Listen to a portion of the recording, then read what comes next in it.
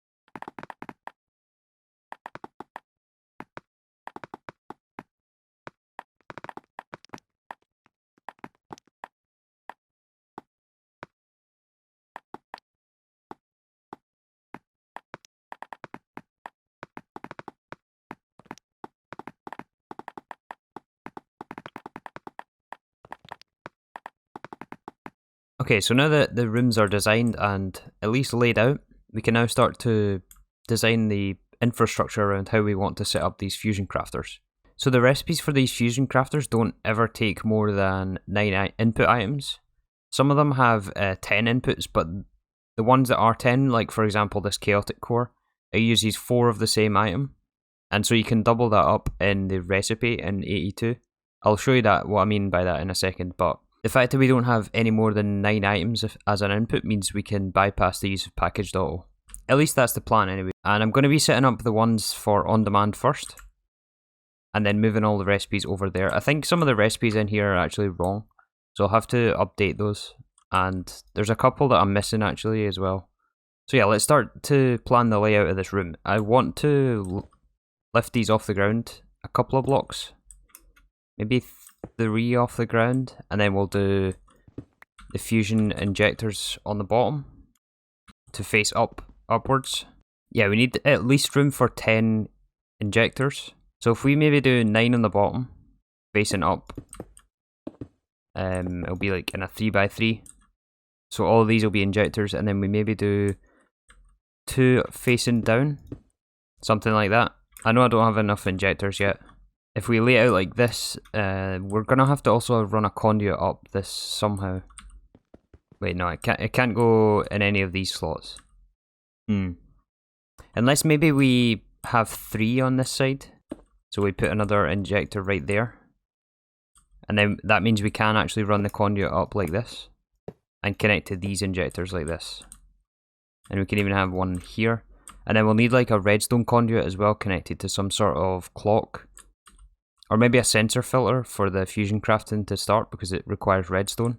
And then if we have it like this, we can even have like 3 injectors like this all in a row. And then we can repeat that like here. There, do you think that'll be too many? That gives us what, 3, 6, 9, 12. And then if we mirror it on the other side as well, that gives us 24. Is that going to be enough? Maybe too little? I don't know. Honestly, I think 24 is going to be just fine. I think I'll stick with this. We just have to work out the specifics of how we're going to wire all this, which I don't actually know yet, so I'm kind of winging it here in terms of how we're going to set this up.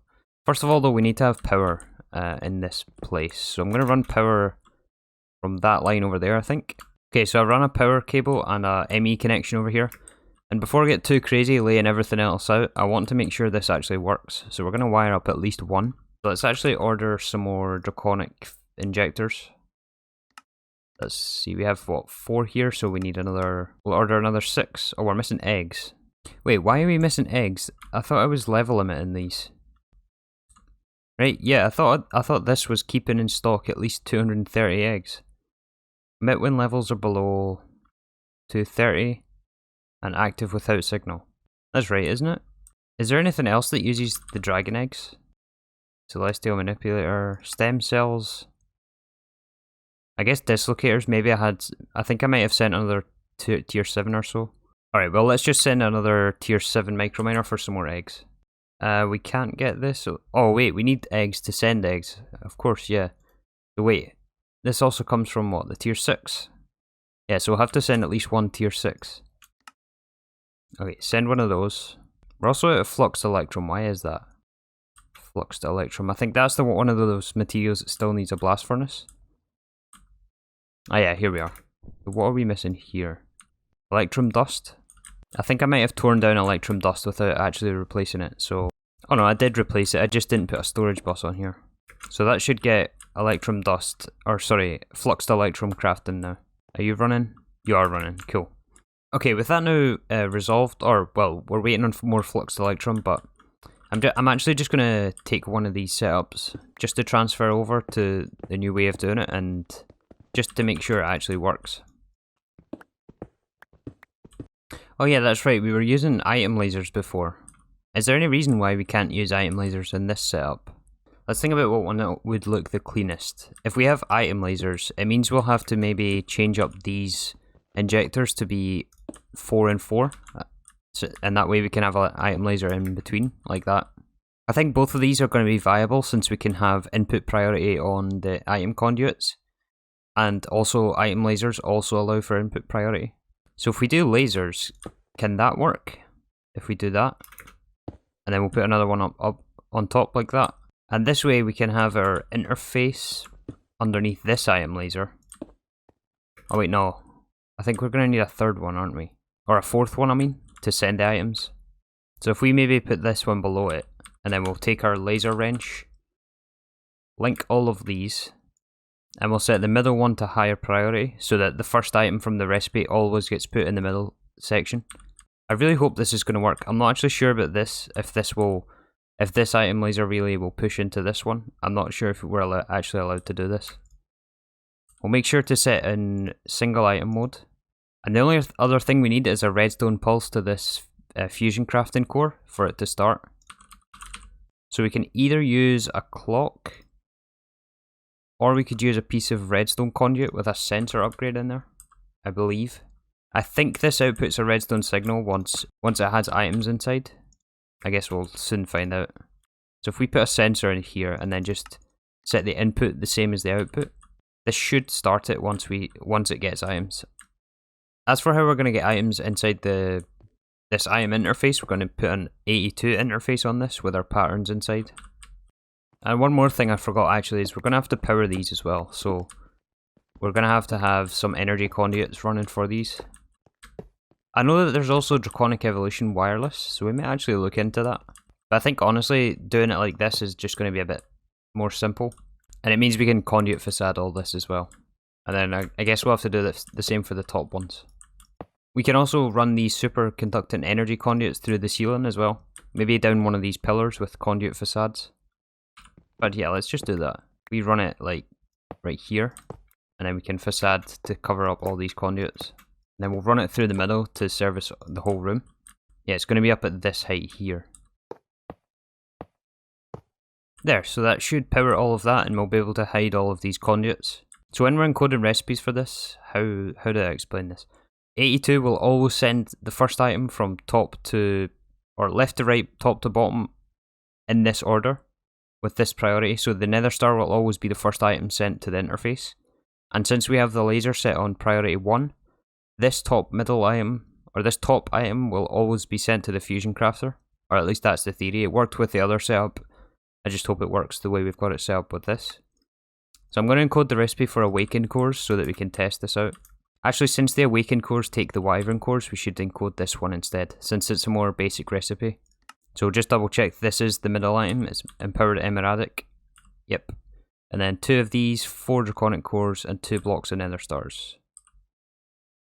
Okay, that looks right. We don't need this package anymore. Let's also just temporarily disconnect these interfaces, just so it doesn't send them to this system, because the recipe for those wyvern cores are also in these interfaces as well. And I don't want this one crafting while I'm trying to test. Okay, so now if we request wyvern cores, it should all be sent to this one. First one went off alright. Oh, in fact, do we need blocking mode on this? I'm not actually sure if we need blocking mode. I guess not, since we have single item mode active on these. Okay, so the craft finished like it was supposed to. We just have to take out this item now, because now the output is obstructed, so it won't start the second craft. So what is the best way to do that, I wonder? I don't really want to run conduits like up the middle of these, but it might have to come to that. And I also want to kind of avoid putting anything in these blocks here, just because it'll take away from the clean sort of look. I wonder if we could use a phantom face here. Okay, you know what, I think the simplest solution is just to use item conduit just for the extract, and we'll put it into a separate interface here. It means that we can still have facades on these blocks here. What do we want to use? I guess grey concrete.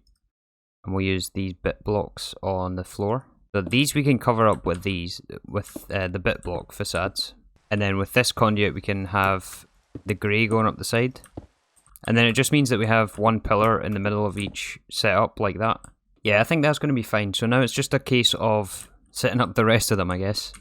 I wonder if we can craft our tier 7 now for more eggs. Or is it worth... Wait, hold on. We get eggs from this mission, but is it worth... I think we also get eggs from the tier 8. Tier 8. Yeah, we get eggs and chaos shards. So I think it's worth to send the tier 7s to get the layer of the Chaos Guardian data, and then to send the tier 8s for the dragon eggs, because this also gives us dragon hearts, which we're going to need thousands and thousands of for the end game. So let's actually launch them for dragon layer data. Can we do 4? No, what are we missing? Oh, these are fusion crafting recipes, which I disconnected.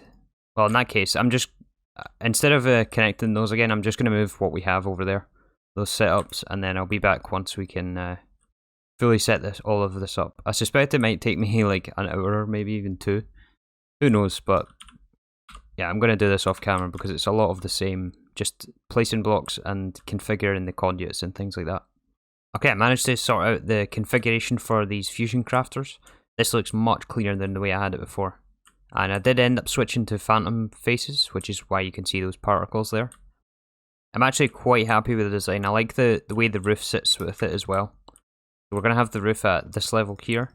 And then I've got the conduit facades hiding all of the power cables, as well as the item conduits. So I'll just quickly go over how this works as well. Each one is all wired exactly the same. So we have the space for the interfaces here. We can also add more interfaces if we actually need to. This is what holds all the patterns. I'm going to have them all named as well. So the items go in to this actually additions item interface, which goes into the laser relay. Then the lasers push them into these 4 injectors with a priority on the crafting core, as I mentioned before. And then there's also another item laser up there to service these top 4 injectors. The sensor filter is set to these settings here, which will start the craft whenever there's an item placed inside. And then the energy conduits power the injectors. The craft starts, and once it finishes, the item will end up in this bottom slot. And then this phantom face is connected to this crafting core. So you just shift right click the crafting core first, shift right click the phantom face, and then I have item conduits extracting from this. So effectively this phantom face is this middle block here. So the game thinks that we are extracting from this crafting core when we use this item conduit right here, and it just inputs back into the ME system with a hidden ME interface, and this will complete the craft. And it's the same for all 3 of these. Now I just have to upgrade these all to chaotic, as well as copy this, 9 more times. So yeah, I really like this design that we've got going on. It's quite easy to copy as well, and it's nice and neat. It looks really good. I think once all of these are in, it's going to look awesome, especially when all these are running as well. However, to finish these off, I think I'll do it off in between the episodes, as I would like to also start on our assembly lines today as well, just to get that started, and then I'll finish all of this off camera because it's going to be more of the same basically, and I would like to get this episode out this afternoon. Another thing is I raised this middle platform here just to have, so that we're looking down on the middle injectors, and I may actually raise it 1 more block as well. I'm not actually sure about that.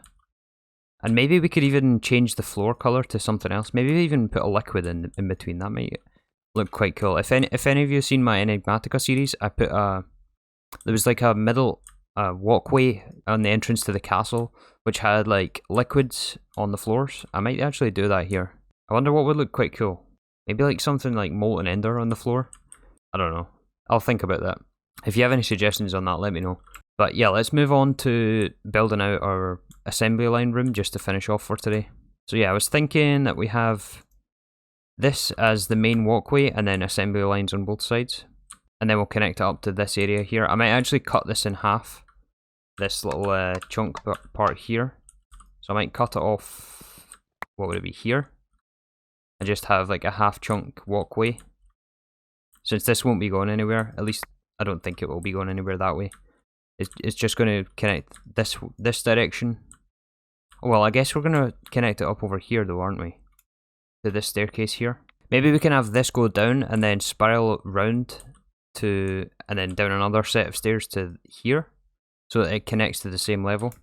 And then it'll connect up to the back of this room instead. Because it doesn't really make sense to go like that way around. Yeah, I think I like that idea a bit more. I'll connect that up once we're finished this room. So let's actually just extend this along. Maybe 1 more. This might be a bit low with the ceiling, with these cables here. I wonder if we should keep it like this, or maybe lower it a bit more. Or what we could do is what we've been doing like upstairs there, where we have the the central walkway elevated, and then we put the assembly lines lower into the floor. I think I will actually do that. Yeah, let's do that instead. And I'll extend this along half a chunk again, just to connect up the walkway. So again, this will be removed right here. And then this part here will be filled in.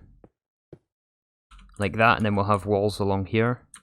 The central walkway, I might actually tuck this in a little bit more as well.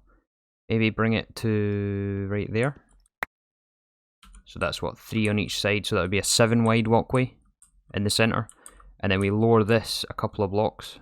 Something, maybe like 2 blocks lowered into the floor, and then we'll set our assembly lines down there. And we'll take away all of this. It might be a bit hard to imagine right now, but I'm going to do a little bit more setup just on the basics, and then I'll come back. Alright, so I built out a little bit more of this, how I want this laid out. Hopefully you can see now what I'm going for with this. I did end up lowering this a couple more blocks. I think I went down to 3 more. Because the roof would have ended up too low. Especially with all this wiring. I want to keep this wiring where it is and be able to hide it with this concrete. So I think this works out quite well. And this way we can even have like big windows here that look down onto the assembly lines, which are going to be sitting here. And the plan is just to center them in between these black dots here. So then yeah, I also lowered the floor of the assembly line. I think I went down 4 blocks here. And in total the assembly line is 6 blocks tall. If you account for the underneath space as well, we're going to have them raised off the floor 1 block. So that'll bring it up 3 blocks, so it'll bring it up to eye level basically, which is what I want. And yeah, we've got plenty of space to expand this, to add as many assembly lines as we really need. I'm not sure exactly how many I'm going to go yet, but yeah, I'm really liking the way this base is turning out. This is probably one of my favourite bases I've ever built. Still needs a lot of work though, and I just feel like there's always so much to do and like not enough time. I also keep overestimating how much I can get done in one episode as well. I get sometimes a bit too ambitious with the projects I'm starting. But yeah, we're getting there slowly. Slowly but surely. So in between this episode and next episode, I'll continue to add the rest of these fusion setups, as well as move over these assembly lines as well. And I'll set up a few of those up, maybe get this room's walls and ceiling done. And then next time we can work on the microminer passive systems. Now that we have all these rooms designed, it's going to be easy just to, like if we need another fusion setup, we just add to that room and we don't have to worry about adding temporary things anymore. Same with the assembly lines and the auto crafting room that we set up last time. This room here. Same with the GregTech machines. We can just add to this line now. However, with that is about all the time I've got for today. I really want to get this episode out, and honestly I'm not sure if it's very interesting to watch the same sort of stuff, especially since we've already set most of this up in previous episodes. To watch me move it over and things like that. We're basically just treading old ground at this point, but I don't know. Maybe it is interesting, I'm not sure. I tried to keep these as interesting as possible, but you know, it's difficult actually. I've been watching Let's Plays for, I don't know, 10 years now on YouTube, and actually doing one is a lot more difficult than it might seem. So it's been quite challenging, but it's fun. I quite like making these videos. So if you have any suggestions or that, let me know in the comments. But until next time, thanks again for watching, and I'll see you tomorrow for some more Omnifactory.